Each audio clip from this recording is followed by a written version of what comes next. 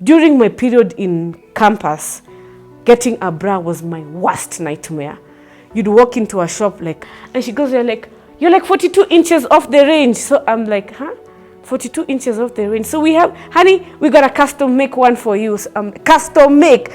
And also, there's this stigmatization that comes with gigantomastia. Oh, this girl has big breasts because she has started sleeping around with men. You know those myths.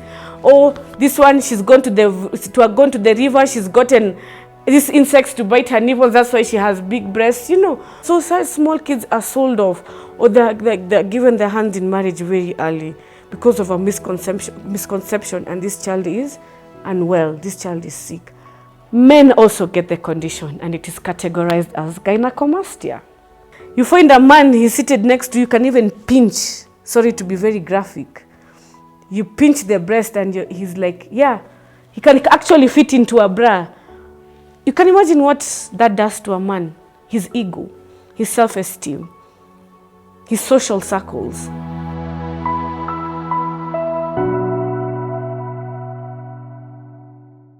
Hi there, good people. My name is Ruth Makena Muga. I'm founder of Gigantomastia Foundation, and I'm an advocate of the High Court of Kenya. I'll take you through my life in a nutshell. Growing up, I was just like any other ordinary girl you'd meet. You'd find me in the estate playing bladder, kati, with the rest, shake, you name it, running from one estate to another. I was just a normal, bubbly little girl, I would say. And even in class, I'd interact with everybody else while I was in primary. I mean, life was just so normal. I would engage in everything and anything. But however, when I got to class 7, I started having a fuller bust than my classmates. And I remember one day the class teacher calling me behind, and she was like, Makena, you need to tell your mom to buy you like boob tops to help you support the size of your breasts. I mean, you're bigger than all the girls in the class. So in my head, I was like, okay, no big deal. I mean, boob top. Anyway, it's part of growing up. So I remember going home, and my mom didn't even say anything big about it. She bought me my boob tops, and I proceeded class 7, class 8. Then I went into high school. Now, you see, when you go to high school, the most exciting thing is that all girls are wearing bras. So it's nothing that is out of the norm. So I would fit comfortably into a 34 cap C. And I was like, fine.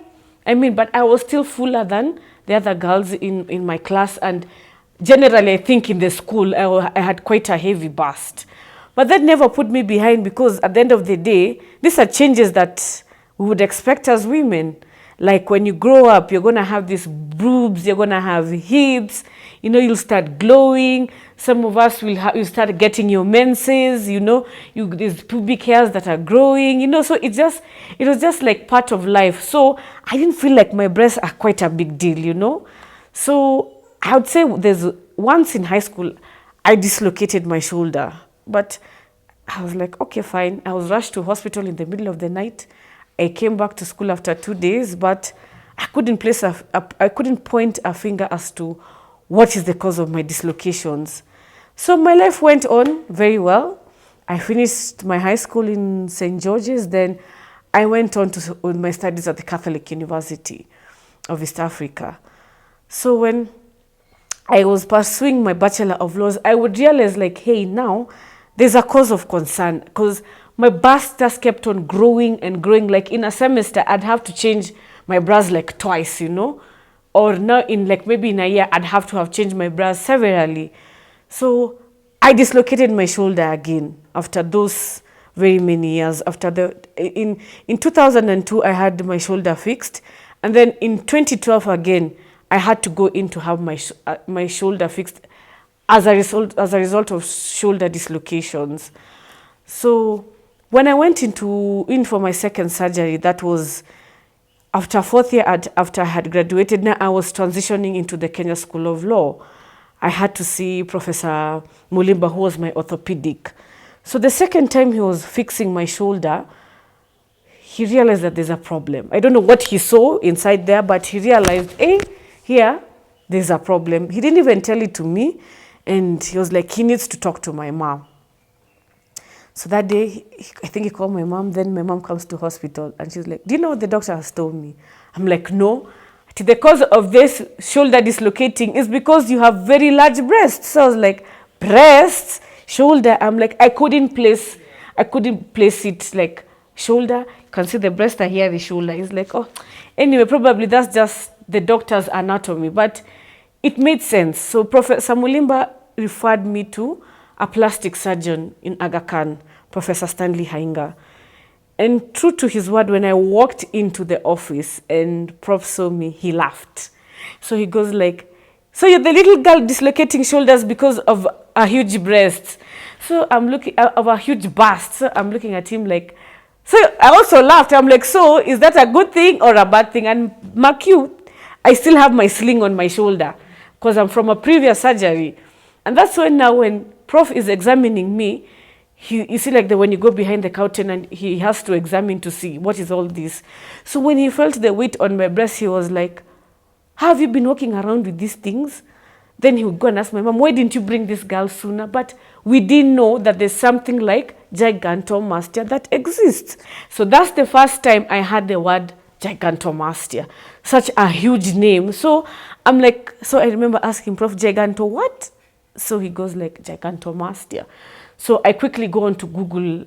Luckily that time there were phones. We are already in the digital era. So I'm seeing this photo. The first thing I'm seeing is a photo of a woman with such huge breasts. She sat on a chair that it was, the first case was like in 1902. In those medieval times, that's when the first woman had been diagnosed with gigantomastia. But I didn't go into details of reading like as to what this is. So he said I had to go in for surgery and as soon as possible so that my shoulder can heal concurrently with more reduced weight on my chest and on the shoulder, which at that time when Prof described to me, I started understanding like the interlinking between my shoulder dislocation, my back paining, you know, because the bust is pulling quite a number of body parts, like because you know, the body is interlinked. So when the back is aching, of course, because it's been pulled by the weight, it will start sending signs to the other part of the body, you know. So you get yourself with some headaches that you're not understanding where you're coming from. For me, it was so extreme that you can see my shoulder was dislocating and my lower back. Not to mention, during my period in campus, getting a bra was my worst nightmare. You'd walk into a shop like and they ask you, like I remember I used to go visit my brother abroad. So we entered a certain bra shop that I wouldn't mention the name. And you know how those women talk like, hey, young lady, so what are you looking for in here? So I'm like, I was about to tell her I'm looking for potatoes, but for the sake of my dignity, I just told her I'm looking for a bra size that could fit my bust. So she goes there with the tape measure and she goes there like, you're like 42 inches off the range. So I'm like, huh? 42 inches off the range. So we have, honey, we got a custom make one for you. So, custom make. Now you don't even have a size. Now you have to go. So in my head, I'm like, so these guys are going to sit in front of a sewing machine and start making me a bra. I'm like, I'm not having it. Bear in mind, those bras also, they didn't come cheap.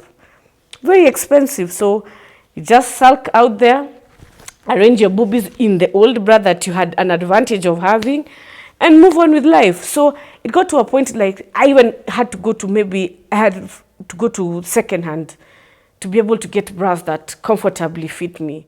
Like I remember my nickname was Fresian and I'm like, what, Fresian? So it got to a point I was like, now that if you don't even call me Fresian, I don't feel like you've called me, you know, because guys don't understand what you're going through. And because you have big breasts, you're a Fresian. You can even hear Wamanyondro, Wamanyonyo, you know, all those sorts of demeaning names, you know, because of the size of a breast. And you have a condition that you don't know probably it was a condition. So for me, fast forward, I was diagnosed gigantomastia by Professor Stanley Hainga, and he booked me for surgery. That was in 2011 February. I remember it like it was yesterday, 16th February. I was admitted at the Nairobi South Hospital in South Sea.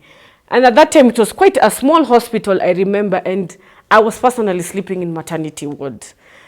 So I remember the day of surgery, Prof came and they did some markings on my breast, and I'm like, in my head, I'm like, can we just get over and done with this surgery, okay? Because my shoulder was also, it was still not fully healed. So I had come from back to back from surgeries. So they went in, they did the markings, and I just remember sleeping and waking up after after 4 to 5 hours. So I just found myself in the ward. So I remember when I woke up, the first thing I asked the nurse for was socks, because my feet were just cold. And she just put for me. Then I told her, now, the next thing is you need to take me to the loo. So when we're walking to the loo, you adapt into a walking style of slouching because the weight is really pulling you. So she's like, Makena, si utembe vizuri. I'm like, kwani am I crawling? As in, she's like, no, just prop your back and just walk straight. So I just did it. And I felt like I was toppling over. And again, at the same time, I feel like going back. Then she told me, do you know how many kilos they removed off your chest? So they tell me, I was like, no, I have no idea. So it's removed 3.9 and 3.4 kilos. So it comes to a total of 7.3 kilos. Now, Justus, let me just try and fathom. You've gone to a shop. How many kilos of unga is that on either side, And it's something I had lived with for quite some time without, up until I got the diagnosis that I suffer from Gigantomastia. So that notwithstanding, I was in hospital for quite some time. I was discharged, and I would say at the time I was having my surgery done, the only person I went online and saw had this surgery was Queen Latifah. So was I supposed to inbox her to ask her how was the experience? So ushaisikia umeingia surgery queue though, as in we're just going. How it goes, it goes. It happened so fast, So I'm sleeping here with a heavy bust. When I wake up, I practically, I remember taking a glimpse at my bust back. I called the doctor. I was like, Connie, you chopped off everything. He's like, no. In fact, I've left a lot. So that's why I'm saying, even the emotional support and psychological support of having somebody to talk to who has had the same experience before going into theater, it plays a very big role. Though, with time, I have come to learn that everybody's journey is different. So, after surgery, I remember I was in hospital, and this is just when I had been admitted to the Kenya School of Law. I disappeared for 3 weeks. Nobody knew where I'd gone to. Then I went back to school. So this is the most interesting bit. So I went, they were just sitting in class, and it was a conveyancing class. So, and I used to sit somewhere in the middle. I was never a backbencher. So you can hear, I could see like the lecturer, is just looking at me, and our eyes locked.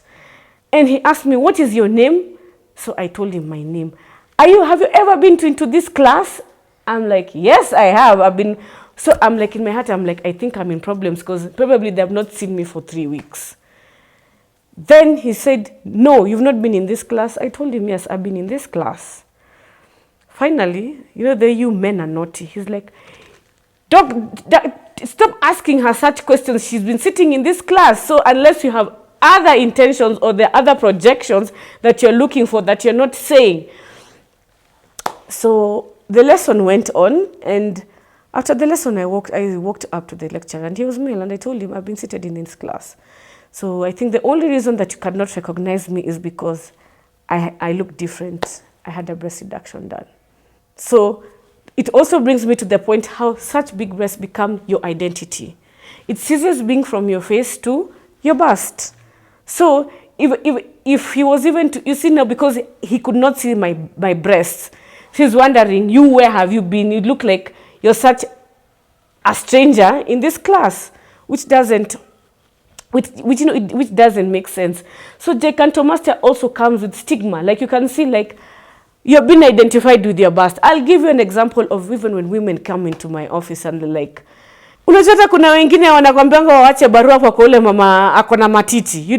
So when somebody comes to the office, they don't even bother asking your name. They leave the parcel or the letter with somebody ati ule mwenye akona matiti kubwa. So it becomes your identity. I'd say for me, I have a very bold personality, very strong, because if you'd bully me because of my breasts, I'm sorry, the answer was at my fingertips. So I developed actually a very strong defense mechanism. Like, I'd be ready to attack you asking me about my breasts. But with time, I had like to, like you destroy the wall of being so defensive. Like, what am I being defensive about anymore? I don't have this breast anymore.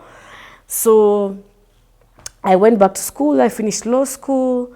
I did some internship. Then I went to Cooperative Bank of Kenya, and I worked as a teller for some time.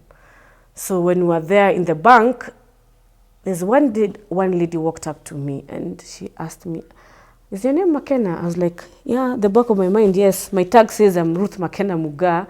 So I was like, "Yes, my name is Makena. Are you the one who had just been published in some certain magazine?" I'm like, "Yes." So she's like, "I would want to have a word with you." And when she said that, I could already identify her with what she wants to talk to me about. So I looked at her. I was like, "Don't worry. You can call me in the evening." And she called me. Believe it or not, in the evening, I called her after work. And she was like, "By the way, your story has really motivated me. Could you just direct me to the surgeon who did your surgery?" And trust you me, she had her surgery done. And she came back to say thank you. So from there, I can say, when I used to walk around, and you could even feel like going to pull somebody from the street and tell them, "By the way, you're sick. These breasts are not normal. You need to do something about it," because there's no awareness. And that's when I had an aha moment. There's so many women suffering from gigantomastia unknowingly. You can just see somebody there with a bust and you're like, "Oh my word." But on the contrary, you have to be very sensitive as to how you approach the conversation, because you can go there and that woman asks you, "Who has told you have a problem? Are you the one carrying this bus?" And how women, we can really exchange. Yeah. So that is when I just told myself, there is a niche that has not been taken care of. Like the way people are making noise about breast cancer, fistula, gigantomastia had not been given a voice as to that this thing first, number one, can be done locally. Because you'd hear people, if it's a breast reduction, you have to go to India, you have to go to South Africa. But when I was told I have to get my knee, I was like, let's get it over and done with now. I could not even think about it twice. So I saw that there is the awareness bit. And also, there's this stigmatization that comes with gigantomastia. "Oh, this girl has big breasts because she has started sleeping around with men." Those myths. "Oh, this one, she's gone to the river, she's gotten these insects to bite her nipples, that's why she has big breasts." Then the most saddest bit is like in the rural areas, you'd find a girl with gigantomastia. Sasa msichana amepata matiti. What's the next thing? Ako karibu kuolewa. So small kids are sold off, or they're given their hand in marriage very early because of a misconception, and this child is unwell, this child is sick. The best of the best is witchcraft. Alisharogwa, aliangaliwa na macho mbaya, I have had and experienced all those stories. But at the end of the day, gigantomastia indeed is a condition. It is treatable and it can be done locally. It is worthy of note to know that gigantomastia is a symptomatic condition. You have to have presented the symptoms. I mean, you can't just walk into a lab and say, "Hey, but then nitoeni damu hapa nijue kama niko na gigantomastia." No, it is looked at very holistically. You have to know that, how do I know I have gigantomastia? There are symptoms that you present. Number one, you have this huge breast, my friend. You have breast. Mpaka kuna wengine nambanga wamebebea mpaka jirani. That is number one. Number two, the breast strap has really dug into your shoulder that it has a ridge. It has left such marks that even others, they get the wounds. Number three, the backaches that come with gigantomastia, it is not a joke, because the breasts are so heavy and they're pulling the back. And then you get some neck pains, because as I said earlier, the body is interlinked. Once the back is already making noise, the neck also starts making, it's in pain because of the weight on the shoulder. Sometimes you get unexplainable headaches that you don't know where they're coming from. Psychologically, it affects you. You find you have low self-esteem because you're looking at yourself like, "My goodness, what is this?" So the major signs are back aches, shoulder pains, neck pains. Sometimes even you get finger numbness, you're getting migraines, you don't know where they're coming from, but it is the huge breast. So that's why we say it is symptomatic, you know, and your symptoms must not be concurrent with anybody else's symptoms. But at the end of the day, it is majorly the backaches, the neck pains, the shoulder pains, and the ridges digging into your bra. You can imagine. You're wearing, I can say I was a cup size 42 GG. Can you fathom such a cup size? And others go up to cup K because people are wondering, Ati, there's a cup G. I have news for you, my dear. It goes up to cup Ks. But would you want to go to cup K with all that weight and your body is also quickly delibating, your health is delibating? One thing that really irritates me is ignorance, as you have put it, is the word ignorant. People are very ignorant, but very quick to judge and make conclusions. You understand? So I remember there was an undertone that actually a neighbor of mine was like, you know, she had a breast cut because she has breast cancer. You can see where that is coming from. So sometimes for me, I'm very keen to detail. So as I said earlier, there was that niche that had not been covered, which is the awareness bit. So actually I partnered with the surgeons who did my surgery, and I was like, you know what? There are women out here who can benefit from the work of your hands. And it's because of lack of awareness that women are not coming out. People are in cocoons. It is hot, like how has the weather been in the past from January to now? You can't even sleep. It's so hot. You're finding a chick in town with a sweatshirt, and I'm wondering, here I'm in a chiffon top, you're in a jersey, but when you look at her, you're like, she's camouflaging herself, okay? And you'll find there's this tier of people, just love yourself the way that you are, God wanted you like that. But others will come with the narrative of, why are you trying to change God's creation? But my question is, why has God given these same doctors the knowledge to know that this is a condition, it can be corrected? It's the same way you can tell me a patient who has cancer and the tumor is there, we leave it there because that is how God wants you. I mean, God is not a God who wants to see his children suffering. And that is why God says, my people suffer, but people perish because of lack of knowledge. So here we are, you're being told that this is a sickness, that there are doctors here and it can be done locally. So I established the foundation. It's been 6 years now, and I had been going into the rural areas and coming up and combing these children out of those cocoons and holding their hands and going into the county governments, sourcing for the theater spaces and having these women and these girls' lives changed to an extent of, my biggest landmark now, as we speak, is a 13-year-old where we removed 10 kilos of her chest. You can imagine. And she's from the roots of Siaya. What had that young girl gone through? She's closely followed up by a 13-year-old still at 9.5 kilos from Kiambu. Steeply followed by an 8.8 kilos from the same tier. So you can see Gigantomastia has no age as to where you can say Gigantomastia can get you at this age. It can get you at any age. If we are talking about 13 years old. And people are like, I'm too old. I don't think there's something, because our oldest patient has been 62 years old. The aspect of finances is we have very many tiers.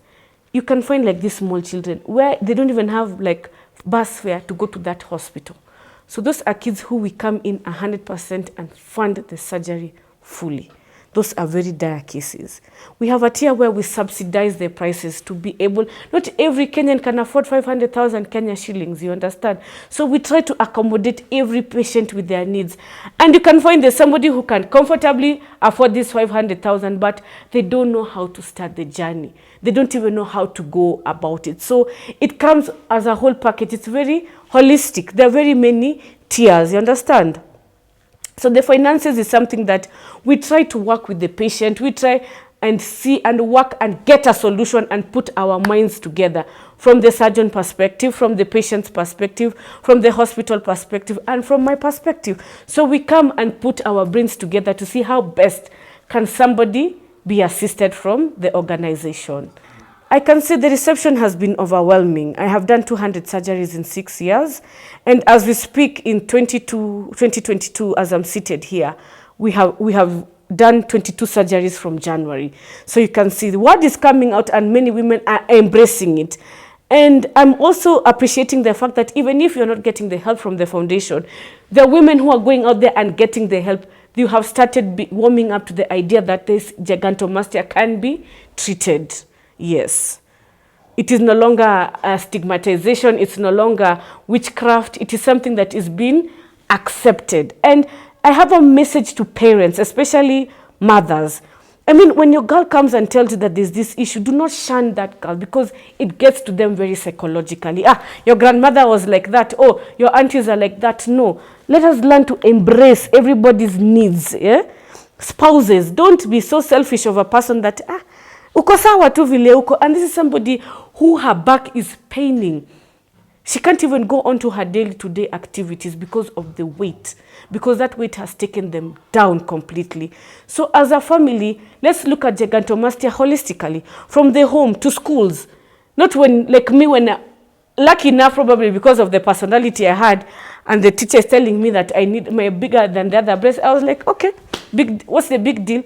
But the other kids, if you would tell them something like that, they would break up. They're like, why is she picking on me? There's a language that we need to talk, how we need to communicate such messages to the young girls. I mean, at primary, we are still so young. Like, I'll take you back. Like, remember the small girl who killed herself because the teachers mocked her after how she had soiled herself when she got her menses. I mean, there was a better way that teacher would have handled the girl, call the girl aside and tell her, there's 1, 2, 3, 4, 5 things. That's why I'm saying we need to start it holistically from home. And let me tell you, the people who are closest to you are the people who will hurt you more with undertones. Have you seen her these days, the way she looks?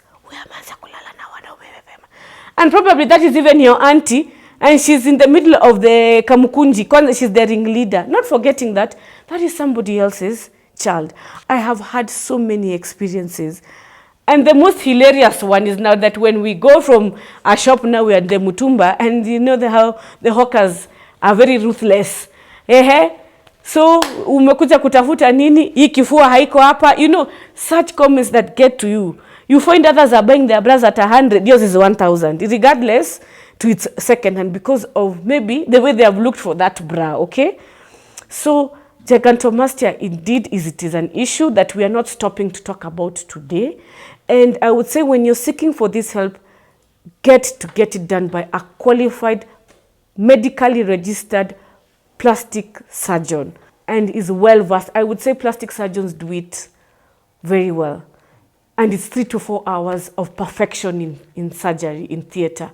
And as I said, everybody's journey is different. So you're in hospital for 3 to 4 days, you go home, they keep on monitoring you for 3 to 4 weeks, and you continue with the journey. So my journey was totally different from somebody else's, because for me, for full recovery, I would say it took me like 6 weeks because of probably of the technique.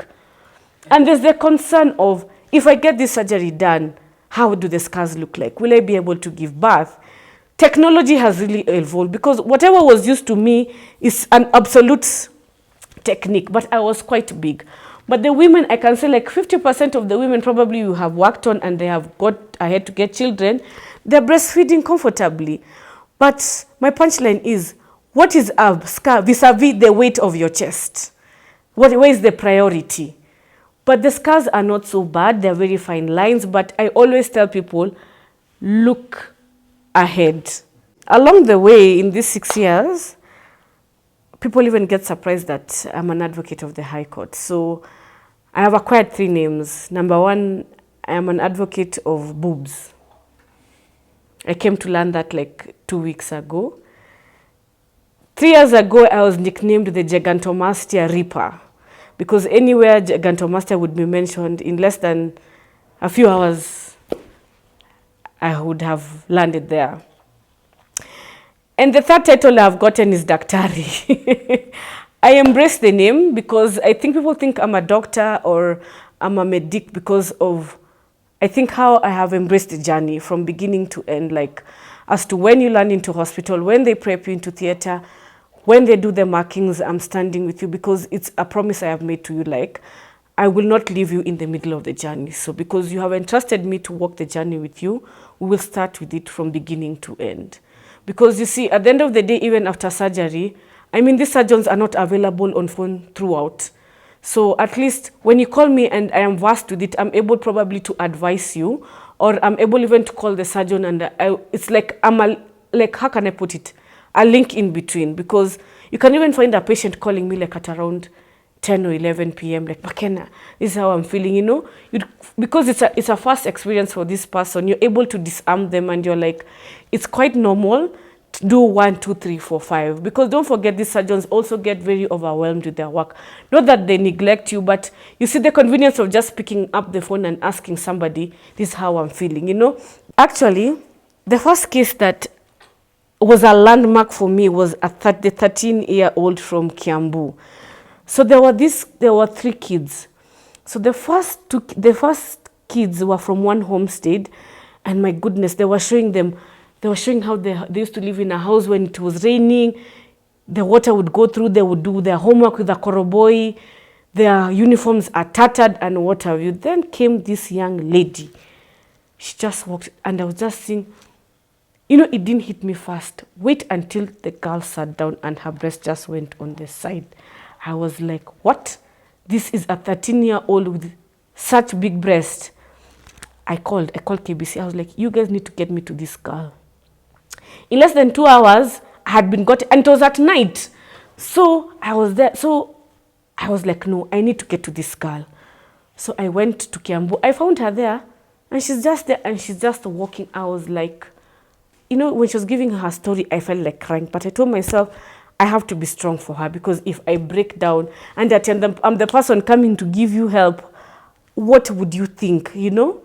So we went, I saw her, and I came back. I told the surgeon, I've seen this girl, and I went back with photos. So he was like, we need to help this girl, and we need to act fast. So I remember I put it on my social media platform. A very good friend called me and asked me, is this girl from Kiambu? I was like, yes. So he was like, just hold the line. I'll get you the governor of Kiambu, who was His Excellency William Kabogo. But then, you know, me and my pal, we joke a lot, so I thought it was a joke. In like 20 minutes, I see my phone ringing. I'm like, and Truecaller is bringing Honorable William Kabogo's name. So I was like, eh? So these things are thick. This thing is real. So we had the conversation, and told me, make sure you bring this girl to my office. You know, that was my stepping stone. Ever since I helped that girl, I have never turned back. So we went to visit the governor. He even sponsored her education to Chania girls. Like now she's waiting, she's finished, she excelled in her KCSE. Now she's waiting to go to campus. Yes. So after that surgery is like, I told myself, I'm not turning back. I'm not going to leave any stone unturned.